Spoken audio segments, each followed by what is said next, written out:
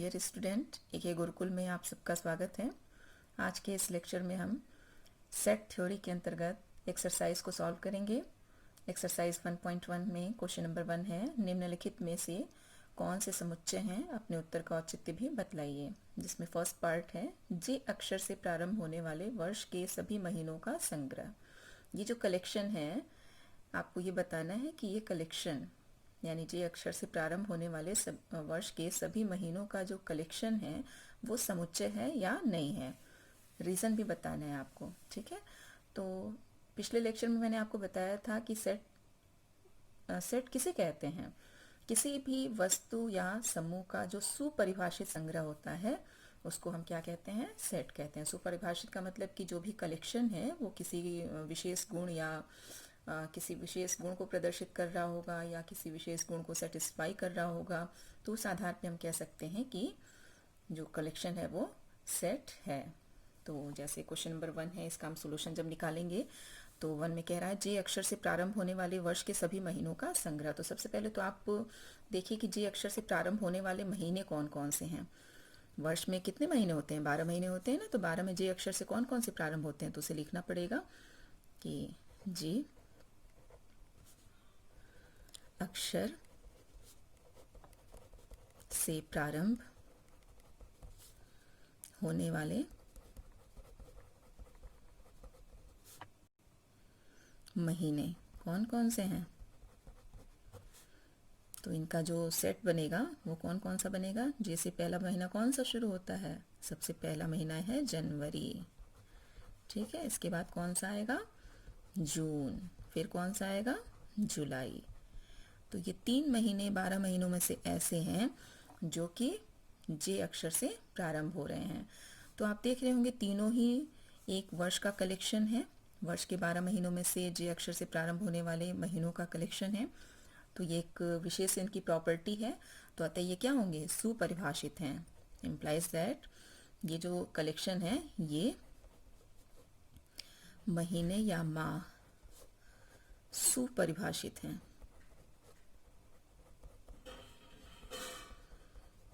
सुपरिभाषित हैं। और जब सुपरिभाषित होंगे तो ये जो सेट है जनवरी, जून और जुलाई का जो सेट बनेगा ये क्या होगा, एक समुच्चय होगा। तो इम्प्लाइज दैट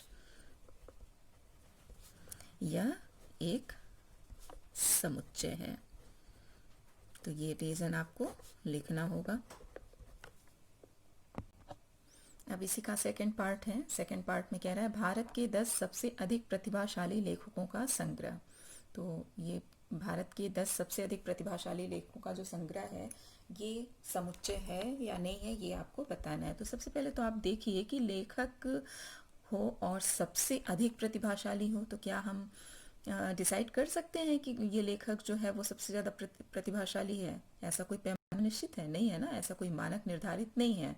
तो कोई भी लेखक प्रतिभाशाली है या नहीं है, इसका कोई सभी सर्वमान्य कोई पैमाना नहीं है या कोई इसका सर्वमान्य मानक निर्धारित नहीं है। तो ये कलेक्शन कैसा होगा, सुपरिभाषित नहीं हो, क्योंकि कोई लेखक सबसे ज़्यादा 10 सबसे ज़्यादा प्रतिभाशाली लेखकों को लेना है। तो ये एक सुपरिभाषित संग्रह नहीं है, इसलिए ये क्या होगा, सेट नहीं होगा। तो इसी को आपको लिखना होगा। लिखने का तरीका क्या है कि चूंकि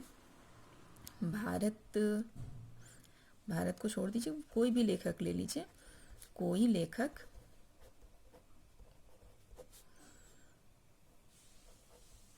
प्रतिभाशाली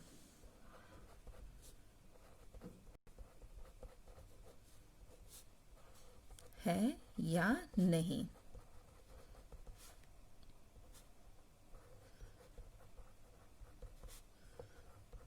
इसका कोई सर्वमान्य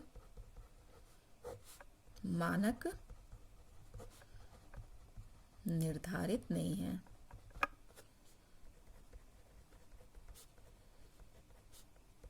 और जब मानक निर्धारित नहीं होगा तो क्या होगा, अतः यह सुपरिभाषित नहीं है।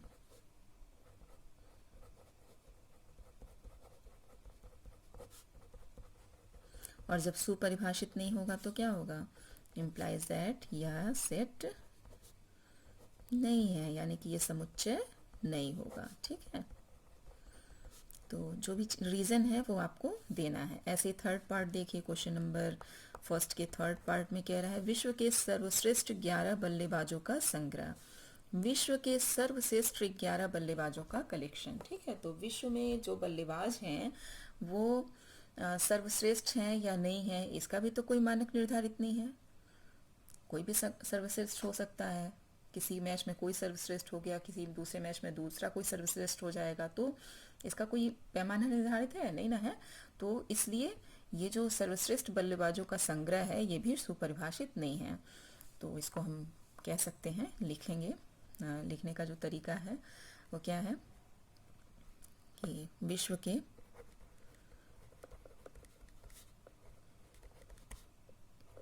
सर्वश्रेष्ठ बल्लेबाज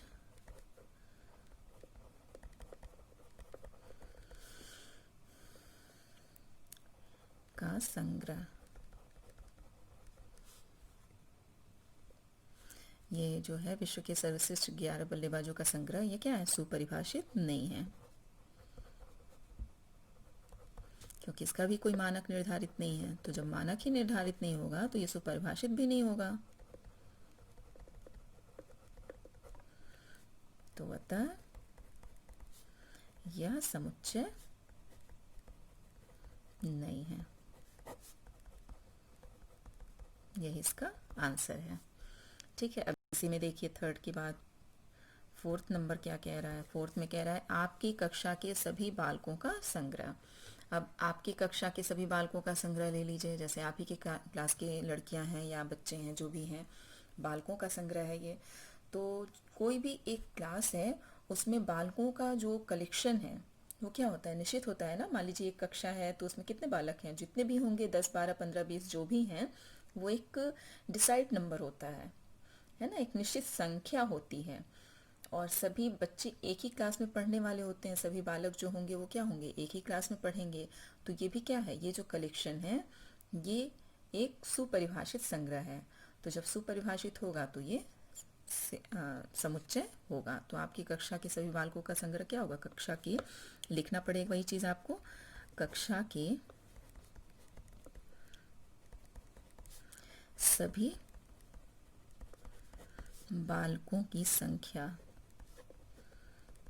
क्या होती है, निश्चित होती है ना, या सुनिश्चित होती है, सुनिश्चित होती है। अतः ये क्या होगा, ये संग्रह परिभाषित है।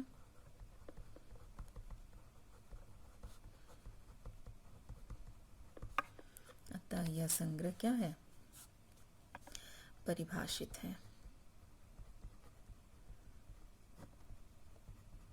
और जब परिभाषित होगा तो क्या है, इम्प्लाइज करेगा कि यह कलेक्शन जो है ये क्या होगा, एक समुच्चय होगा। ठीक है, तो ये इसका आंसर है। फिर है फिफ्थ में कह रहा है 100 से कम सभी प्राकृतिक संख्याओं का संग्रह। तो इसको लिखना पड़ेगा, 100 से कम सभी प्राकृतिक संख्याएं।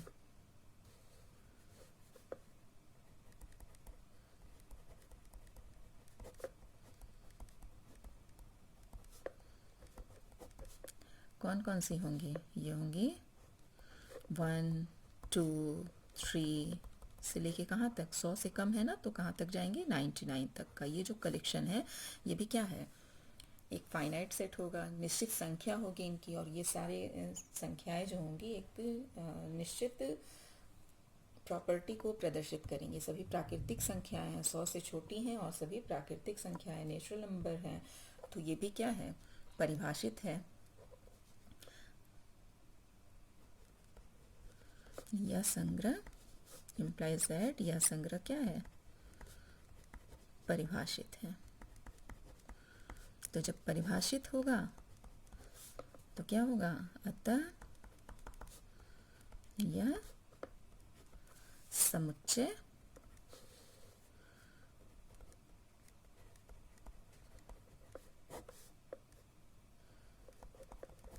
है। अब इसी में देखिए 5th हो गया। अब इसके बाद क्वेश्चन नंबर 6 पार्ट में कह रहा है लेखक प्रेमचंद्र द्वारा लिखित उपन्यासों का संग्रह।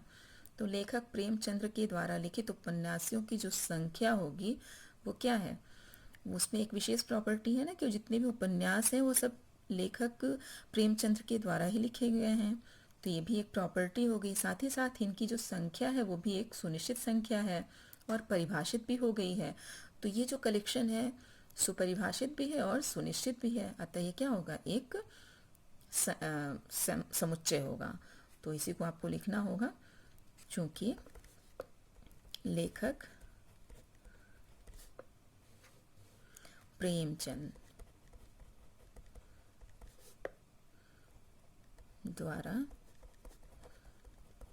लिखित उपन्यास, जो लिखित उपन्यासों की संख्या है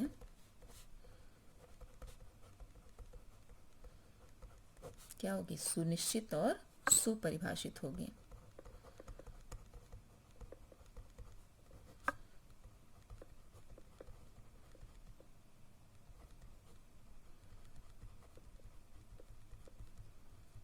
सुनिश्चित तथा सुपरिभाषित है। अतः ये क्या होगा, ये भी एक समुच्चय होगा।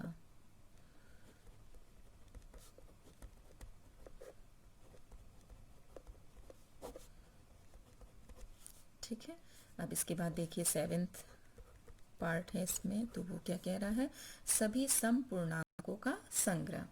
अब देखिए सम पूर्णांक, पूर्णांक भी है और साथ ही साथ क्या है, सम है। तो जो सम पूर्णांक हैं वो सम संख्याएं हैं। तो चूंकि वो संख्याएं क्या होंगे, सभी सम संख्याएं, सभी सम संख्याएं कौन कौन सी होंगी, ये होंगी 2 से स्टार्ट होंगी। 2, फिर क्या होगा, 2 के बाद आएगा 4, फिर 6, उसके बाद 8, ऐसे करके इनफाइनाइट नंबर होगा। ठीक है, अनंत संख्याएं होती हैं तो इनफाइनाइट नंबर होंगे। तो ये इनफाइनाइट भले ही नंबर हो, लेकिन ये जितने भी नंबर्स हैं, ये जो कलेक्शन है, ये एक स्पेशल प्रॉपर्टी शो कर रहा है ना, एक स्पेशल तरीके से परिभाषित है कि ये सभी सम संख्याएं हैं। ठीक है, तो ये सुनिश्चित भी है और साथ ही साथ क्या है, सुपरिभाषित भी है।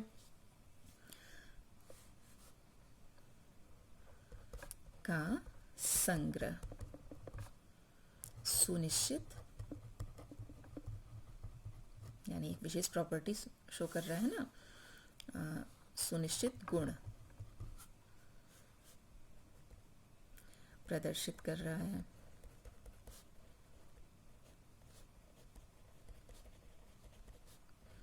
तथा क्या है, परिभाषित, सुपरिभाषित है।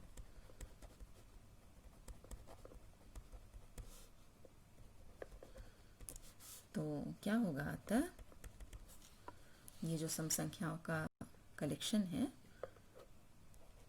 ये एक समुच्चय होगा। यह एक समुच्चय है। ठीक है, अब इसमें देखिए 7th हो गया। अब इसके बाद 8th पार्ट क्या कह रहा है, 8th में कह रहा है इस अध्याय में आने वाले प्रश्नों का संग्रह। अब इस अध्याय में आने वाले जितने भी प्रश्न हैं उनका संग्रह कैसा होगा, तो आप खुद देखिए कि ये जो आप इसी एक्सरसाइज को ले लीजिए जो आप पढ़ रहे हैं।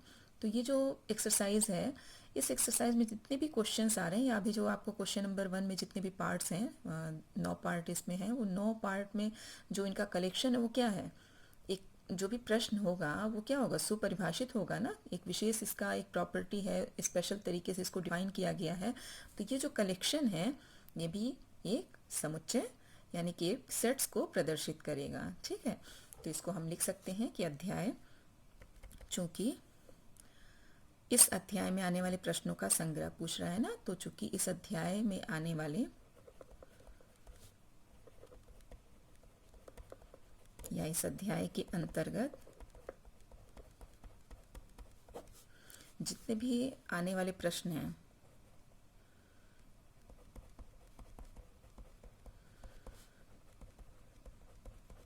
प्रश्नों का संग्रह। ये क्या होगा? सुपरिभाषित होगा।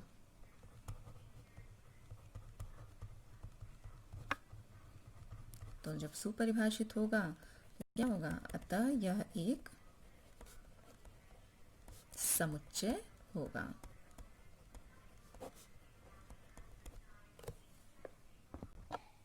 नाइन्थ पार्ट में कह रहा है विश्व के सबसे अधिक खतरनाक जानवरों का संग्रह। तो देखिए, विश्व में सबसे अधिक खतरनाक जानवर कौन सा है? ये भी तो कोई डिसाइडेड है नहीं, कि कोई मानक निर्धारित तो है नहीं कि ये सबसे खतरनाक है जानवर, है ना। तो ये भी क्या है? सुनिश्चित नहीं है, सुपरिभाषित नहीं है। तो अतः यह संग्रह जो है वो समुच्चय प्रदर्शित नहीं करेगा। तो कैसे लिखेंगे? चूंकि किसी जानवर का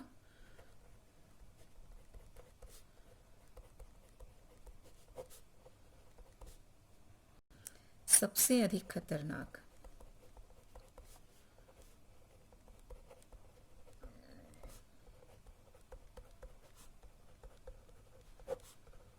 होना क्या है? सुपरिभाषित, या इसका कोई मानक निर्धारित नहीं है।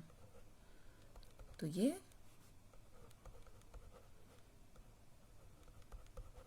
जब कोई मानक निर्धारित नहीं है तो सुपरिभाषित भी नहीं होगा, और जब सुपरिभाषित नहीं होगा तो ये क्या होगा? यह एक समुच्चय भी नहीं होगा, यानी यह एक समुच्चय नहीं है।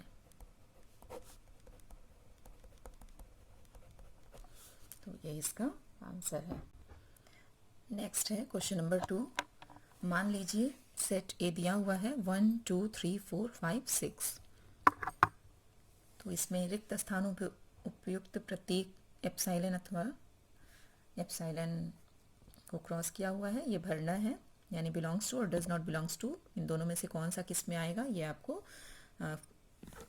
जो खाली स्थान है उसमें भरना है। तो पहला है 5 और यहाँ पे सेट ए, ठीक है। तो इधर क्या होता है? एलिमेंट होता है, और इधर क्या होता है? सेट होता है। जो सेट है उसको निरूपित करता है। अब आप ये देखिए कि ये जो 5 नंबर है ये सेट ए में है या नहीं है। यदि है तो यहाँ पे क्या भरेंगे? बिलोंग्स टू, और नहीं है तो डज नॉट बिलोंग्स टू। तो 5 नंबर आप देखिए सेट में यहाँ मौजूद है, तो यहाँ पे क्या भरा जाएगा? बिलोंग्स टू, ठीक है। तो ये फिल इन द ब्लैंक्स है। सेकंड में क्या कह रहा है? 8 और इधर ए है। अब इसमें 8 देखिए है 1 2 3 4 5 6 तक ही है, 6 के आगे है नहीं, तो यहाँ पे क्या होगा? बिलोंग्स नहीं कर रहा है ना, तो इसको हम बिलोंग्स को क्रॉस कर देंगे। ऐसे थर्ड में क्या कह रहा है? 0 है और फिर ए सेट दिया हुआ है, तो 0 देखिए सेट ए में 0 है नहीं है, और नहीं होगा तो क्या करेंगे? एप्सिलॉन को क्रॉस कर देंगे। फिर है 4 और इधर है सेट ए। अब इसमें देखिए 4 यहाँ पे है ना, 1 2 3 4 5 6, 1 से लेके 6 तक की संख्याओं में 4 यहाँ पे मौजूद है सेट ए में, तो इसको हम एप्सिलॉन भरेंगे, ठीक है। फिर अगला है 2 और इधर सेट, ये एलिमेंट 2 सेट ए में बिलोंग कर रहा है या नहीं? देखिए कर रहा है, तो यहाँ पे भी बिलोंग्स टू हो जाएगा, यानी 2 बिलोंग्स टू ए। फिर नेक्स्ट है 10, खाली स्थान है, सेट ए। यहाँ पे क्या होगा? देखिए 6 तक ही, 6 से आगे कोई नंबर नहीं है, तो डज नॉट बिलोंग्स टू, यानी 10 does not belongs to set A. तो ये इसका नेक्स्ट है क्वेश्चन नंबर 3। इसमें कह रहा है निम्नलिखित समुच्चयों को रोस्टर रूप में लिखिए। फर्स्ट है, देखिए ये सेट बुल्डर फॉर्म में दिया हुआ है, a equals to x such that x एक पूर्णांक है और x की वैल्यू कहाँ से कहाँ तक वेरीज कर रही है? -3 से बड़ी है और 7 से छोटी है, यानी -3 और 7 के बीच में है, ठीक है। तो इसका आंसर, चूंकि ये सेट बिल्डर फॉर्म में, इसी को आपको रोस्टर रूप में कन्वर्ट करना है। रोस्टर रूप मैंने आपको पिछले लेक्चर में बताया था कि क्या करते हैं, मैजला ब्रैकेट लगा करके जितने भी एलिमेंट उसके अंदर आएंगे उनको पहले फर्स्ट एलिमेंट, फिर सेकंड कॉमा दे करके सेकंड एलिमेंट, फिर उसके बाद कॉमा लगा करके थर्ड एलिमेंट, इस तरीके से लिख देते हैं। और जब एलिमेंट सारे कंप्लीट हो जाएंगे तो फिर ब्रैकेट को बंद कर देते हैं। तो अब देखिए इसमें कहाँ से कहाँ तक आएगा? -3 से लेकर के 7 के बीच की सारी संख्याएं आएंगी। ये सेट बिल्डर फॉर्म में है ना, एक्स को डिफाइन किया, एक्स एक पूर्णांक है, और पूर्णांक है, पूर्णांक का मतलब क्या हुआ? इसमें निगेटिव भी आएंगी संख्याएं और पॉजिटिव भी आएंगी। तो -3 और 7 के बीच में कौन कौन सी संख्या आएंगी? तो सेट ए को हम रोस्टर रूप में लिख सकते हैं। क्या है? रोस्टर फॉर्म या रोस्टर रूप। सेट ए का क्या होगा, रोस्टर रूप में सेट ए को हम कैसे डिफाइन करेंगे, पहले तो हम ब्रैकेट लगाएंगे, मसला ब्रैकेट, और -3 से बड़ी है संख्या तो कहाँ से कहाँ तक आएगी, -2 से स्टार्ट होगी, है ना। -3 नहीं आएगा, इक्वल्स का निशान रहता तब -3 इसमें आता, लेकिन इक्वल्स नहीं है, केवल लेस देन लगा हुआ है, तो यहाँ पे -2 आएगा। इसके बाद नेक्स्ट एलिमेंट कौन सा होगा, -1, इसके बाद 0, फिर +1, फिर +2, इसके बाद फिर 3। कहाँ से कहाँ तक जाना है, 7 से लेस, यानी कि कहाँ तक जाएंगे हम, 4, 5 और फिर 6 के बाद 7 आएगा, और 7 में भी इक्वल्स नहीं लगा है, इसका मतलब 7 जो है इसमें नहीं होगा, यानी 6 तक ही आएगा, तो यहीं पे हम इस ब्रैकेट को बंद कर देंगे। तो इस क्वेश्चन नंबर 3 के फर्स्ट पार्ट का ये रोस्टर फॉर्म ये हो गया, ठीक है। अब सेकंड में देखिए, सेकंड में कह रहा है, क्या डिफिनीशन दिया हुआ है, सेट बुल्डर फॉर्म में b is equals to x such that x संख्या 6 से कम एक प्राकृतिक संख्या है, यानी कि x जो है एक प्राकृतिक संख्या और क्या है, 6 से कम है, तो 6 से कम प्राकृतिक संख्याओं का जो कलेक्शन है रोस्टर रूप में,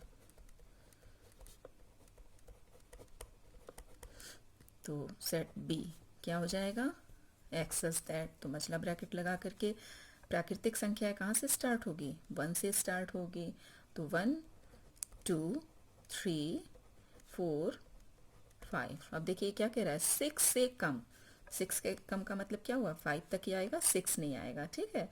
तो यहीं पे इसको हम बंद कर देंगे। तो ये सेट बी को हम इस तरीके से, सेट बुल्डर फॉर्म में दिया हुआ, इसको हम इस तरीके से रोस्टर रूप में कन्वर्ट कर सकते हैं। फिर इसमें थर्ड पार्ट है, थर्ड दिया हुआ है सेट सी। सेट सी को हम कैसे लिखेंगे, सेट सी में क्या कह रहा है, एक्स सच दैट एक्स 2 अंकों की ऐसी प्राकृतिक संख्या है, 2 अंकों की संख्या है, ध्यान दीजिएगा, जो x है वो 2 अंकों की संख्या है, और क्या है, ऐसी प्राकृतिक संख्या, यानी वो नेचुरल नंबर भी और 2 अंकों की है, जिसकी अंकों का योगफल 8 है।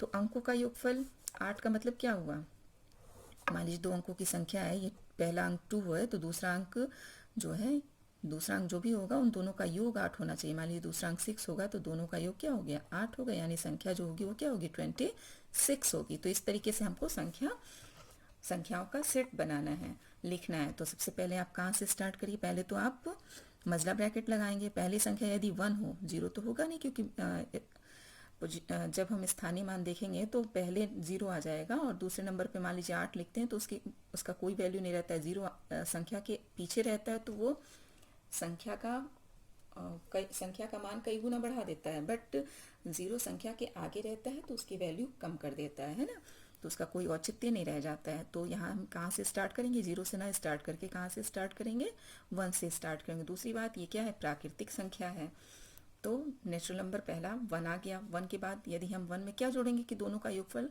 8 हो, तो उससे 8 से एक कम संख्या क्या होगी, 7, यानी 1 और 7 दोनों को हम प्लस करेंगे तो दोनों का योगफल क्या होगा, 8 होगा, जो कि इस कंडीशन को सेटिस्फाई कर रहा है। अब अगला एलिमेंट कौन सा होगा, 1 की जगह पे 2 लिख दीजिए, अगला एलिमेंट 7 की जगह पे एक कम करते जाइए, क्या होगा, 26 हो जाएगा। फिर नेक्स्ट यहाँ पे 2 की जगह पे एक बढ़ा दीजिए, और अगला वाला सेकंड जो है उसमें एक घटा दीजिए, तो क्या होगा, 6 की जगह पे यहाँ पे क्या हो जाएगा, 5, यानी 35 हो गया। फिर नेक्स्ट क्या होगा, यहाँ 4 होगा, तो यहाँ पे भी 4 हो जाएगा।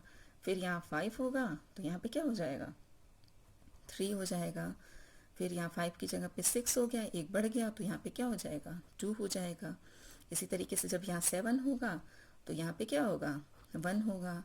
फिर नेक्स्ट एलिमेंट जो है 7 की बजाय यहाँ 8 होगा, तो यहाँ पे क्या होगा, 0 होगा। देखिए यहाँ पे 80 होगा, क्योंकि 8 के पीछे लगा हुआ है, इसके इस तरफ लगा हुआ है, बाईं तरफ, दाईं तरफ, जबकि बाईं तरफ लगेगा तो इसकी वैल्यू जो है वो एक अंक की संख्या हो जाएगी, जबकि यहाँ पे क्या कह रहा है, 2 अंकों की संख्या होनी चाहिए, है ना। तो यहाँ 80 तक होगा। इसके बाद जो भी संख्या हम लेंगे, 9 लेंगे, तो उसका दोनों अंकों का योगफल 9 हो जाएगा, 9 से बड़ा हो जाए, मतलब 8 से बड़ा हो जाएगा। तो यहीं तक की संख्याएं आएंगी, इसके बाद संख्याएं नहीं आएंगी, तो यहीं पे हम इसको बंद कर देंगे। तो इस सेट सी को जो इसमें डिफाइन किया गया उसके आधार पे हम रोस्टर रूप में इस तरीके से लिख सकते हैं, ठीक है। तो इस तरीके से लिखा जाएगा। फिर अगला है क्वेश्चन नंबर, इसमें फोर्थ में क्या कह रहा है, डी में कह रहा है एक्स सच दैट एक्स एक अभाज्य संख्या है जो संख्या 60 की भाजक है। तो फोर्थ में ये सेट डी। कैसे हम इसे लिखेंगे? एक अभाज्य संख्या है, अभाज्य है और साथ ही क्या है, संख्या 60 की भाजक भी है। तो अभाज्य संख्या कौन कौन सी होती हैं? पहले तो ब्रैकेट लगाएंगे, और 60 का भाजक भी, यानी 60 को वो काटती भी हो संख्या। तो सबसे पहली संख्या क्या होगी? 2 होगी, जो 60 को डिवाइड कर देगी और साथ साथ ये अभाज्य भी है। नेक्स्ट संख्या क्या होगी? 3 होगी, 3 भी एक अभाज्य संख्या है, साथ ही साथ ये क्या कर रही है? 60 को डिवाइड कर दे रही है। इसके बाद क्या है? 4 तो विषम संख्या हो जाएगी, सॉरी सम संख्या हो जाएगी, अभाज्य संख्या नहीं होगी। तो नेक्स्ट कौन सी होगी? 5। ठीक है, 5 जो है ये भी एक अभाज्य संख्या होगी और 60 को डिवाइड करेगी, है ना। इसके बाद क्या आएगा? 7। 7 तो अभाज्य संख्या है बट 60 को डिवाइड नहीं करेगा। ठीक है, इसके बाद जो भी संख्याएं आएंगी वो 7 के बाद क्या आएगा? 9 आएगा, वो भी 60 को डिवाइड नहीं करेगा। 9 के बाद क्या आएगा? 9 एक भाज्य संख्या है। इसके बाद 11 आएगा। ठीक है, तो 11 क्या है? वो भी 60 को डिवाइड नहीं करेगा। यानी कि 5 तक ही ये 3 संख्याएं ऐसी हैं जो अभाज्य भी है और 60 की भाजक भी हैं। ठीक है, तो ये जो इसमें डिफिनीशन दिया हुआ है, इस आधार पर सेट बुल्डर फॉर्म में जो डी को डिफाइन किया गया है उसको हम इस तरीके से डिनोट करेंगे रोस्टर फॉर्म में। ठीक है, इसके बाद है फिफ्थ में कह रहा है सेट ई। सेट ई में क्या कह रहा है? ट्रिग्नोमेट्री शब्द के सभी अक्षरों का समुच्चय। ट्रिग्नोमेट्री ये शब्द दिया हुआ है, इसमें जितने जो शब्द है इसमें जितने भी अक्षर हैं उनका समुच्चय लिखना है। ठीक है, तो समुच्चय लिखने के लिए जो शब्द होता है उसमें जो भी अक्षर प्रयोग में आ रहे हैं उन अक्षरों को एक साथ ब्रैकेट के अंदर कॉमा लगा करके लिख दिया जाएगा। अब इसमें ध्यान ये रखना है कि जो अक्षर एक से ज़्यादा बार प्रयोग में आ रहे हैं उनको हम सिर्फ एक बार ही लिखेंगे। जैसे ट्रिग्नोमेट्री में पहले क्या दिया हुआ है? टी दिया हुआ है, टी हो गया। अगला लेटर कौन सा है? आर है। फिर क्या है? आई है, जी है, कॉमा दे करके लिखते जाएंगे। इसके बाद क्या है?